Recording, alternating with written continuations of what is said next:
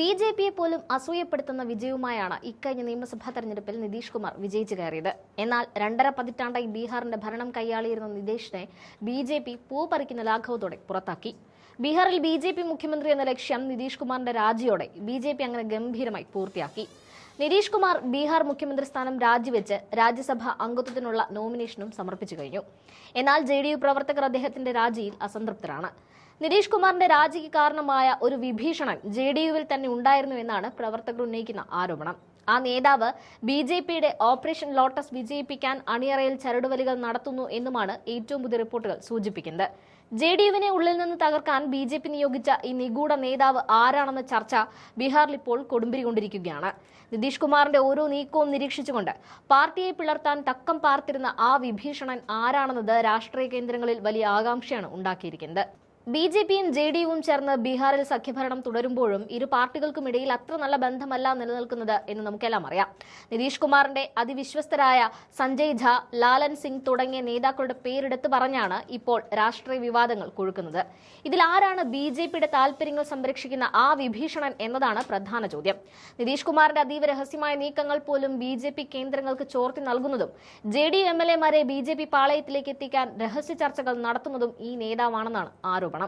ബീഹാറിൽ നിതീഷ് കുമാറിനെ മുഖ്യമന്ത്രി സ്ഥാനത്ത് നിന്ന് മാറ്റി ഒരു ബി.ജെ.പി നേതാവിനെ ആ കസേരയിൽ ഇരുത്തുക എന്ന ബി.ജെ.പിയുടെ ആത്യന്തിക ലക്ഷ്യത്തിന് ചരടുവലിച്ച നേതാവ് ആരെന്ന ചോദ്യം ബീഹാറിൽ അങ്ങനെ പുകയുകയാണ്. പാർട്ടിക്കുള്ളിലെ അതൃപ്തിയുള്ള എം.എൽ.എമാരെ ഒരുമിച്ച് കൂട്ടി നിതീഷിനെ ഒറ്റപ്പെടുത്തുമെന്നായപ്പോൾ നിക്കക്കള്ളിയില്ലാതെ നിതീഷ് രാജ്യസഭയിലേക്ക് പറന്നതാണെന്നും പറയപ്പെടുന്നു. സഞ്ജയ് ഝായെ പോലെയുള്ള നേതാക്കൾ ബി.ജെ.പി നേതൃത്വവുമായി വളരെ അടുത്ത ബന്ധം പുലർത്തുന്നവരാണ്. ഇവർ നിതീഷ് കുമാറിന്റെ വിശ്വസ്തരായി തുടരുമ്പോൾ തന്നെ ബി.ജെ.പിയുടെ അജണ്ടകൾ ഓരോന്നായി നടപ്പിലാക്കാൻ സഹായിക്കുന്നുണ്ടോ എന്ന സംശയം ജെ.ഡി.യുവിനുള്ളിൽ തന്നെ ശക്തമാണ്. മറുവശത്ത് ലാലൻ സിംഗ് ബി.ജെ.പിയുടെ കടുത്ത വിമർശകനായി അറിയപ്പെടുന്നുണ്ടെങ്കിലും രാഷ്ട്രീയത്തിൽ ആരെയും വിശ്വസിക്കാൻ കൊള്ളാത്ത അവസ്ഥയിലാണ് ഇപ്പോൾ നിതീഷ് കുമാർ നിൽക്കുന്നത്. തന്റെ പാർട്ടിയിലെ മുതിർന്ന നേതാക്കൾ തന്നെ ബി.ജെ.പിയുടെ കൈപ്പാവകളായി മാറുന്നത് നിതീഷിനെ വല്ലാതെ അസ്വസ്ഥനാക്കിയിട്ടുണ്ട്. മുൻപ് പലതവണ മുന്നണി മാറി ശീലമുള്ള നിതീഷ് കുമാർ ഇത്തവണയും ബി.ജെ.പിയെ കൈവിട്ട് ലാലു പ്രസാദ് യാദവിന്റെ ആർ.ജെ.ഡിയുമായി അടുക്കുമോ എന്ന പേടി ബി.ജെ.പിക്കുണ്ട്. അതുകൊണ്ട് തന്നെ നിതീഷ് അത്തരമൊരു നീക്കം നടത്തുന്നതിന് മുൻപ് ജെ.ഡി.യുവിനെ പിളർത്താനാണ് ബി.ജെ.പി ധൃതി കാണിക്കുന്നത്. ഇതിനായി അവർ കണ്ടെത്തിയ വിഭീഷണൻ പാർട്ടിക്കുള്ളിൽ വലിയ രീതിയിലുള്ള സ്വാധീനം ചെലുത്തുകയും എം.എൽ.എമാർക്ക് വലിയ വാഗ്ദാനങ്ങൾ നൽകി അവരെ വശത്താക്കാൻ ശ്രമിക്കുകയും ചെയ്യുകയാണ്. ഇത് ജെ.ഡി.യുവിന്റെ കോട്ടകളിൽ വലിയ വിള്ളലുകൾ ഉണ്ടാക്കുന്നുണ്ട്. ജെ.ഡി.യുവിന്റെ അടിത്തറ ഇളക്കുന്ന തരത്തിലുള്ള ഈ നീക്കങ്ങൾ ബീഹാർ രാഷ്ട്രീയത്തിൽ വലിയൊരു പൊട്ടിത്തെറിക്ക് കാരണമാകുമെന്നതിൽ തർക്കമില്ല. നിതീഷ് കുമാറിന്റെ പാർട്ടിയിലെ പല എം.എൽ.എമാരും തങ്ങളുടെ രാഷ്ട്രീയ ഭാവി ബി.ജെ.പിക്കൊപ്പമാണെന്ന് വിശ്വസിച്ചു തുടങ്ങിയിരിക്കുന്നു. നിതീഷിന്റെ പ്രഭാവം കുറഞ്ഞു വരുന്ന സാഹചര്യത്തിൽ ബി.ജെ.പിയിലേക്ക് ചേക്കേറുന്നതാണ് സുരക്ഷിതമെന്ന ചിന്ത ഈ നേതാക്കൾക്കിടയിലുണ്ട്. ഈ മാനസികാവസ്ഥ കൃത്യമായി മുതലെടുത്താണ് ബി.ജെ.പിയുടെ ഏജന്റായി പ്രവർത്തിക്കുന്ന നേതാവ് കളികൾ മെനയുന്നത്.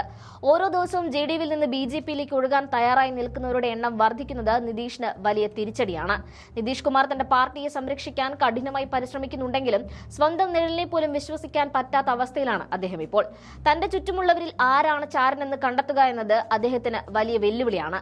പാർട്ടിക്കുള്ളിലെ ഈ വിഭീഷണനെ കൃത്യസമയത്ത് തിരിച്ചറിഞ്ഞ് പുറത്താക്കിയില്ലെങ്കിൽ ജെ.ഡി.യു എന്ന പാർട്ടി താമസിയാതെ ചരിത്രത്തിന്റെ ഭാഗമായി മാറാൻ സാധ്യതയുണ്ട്.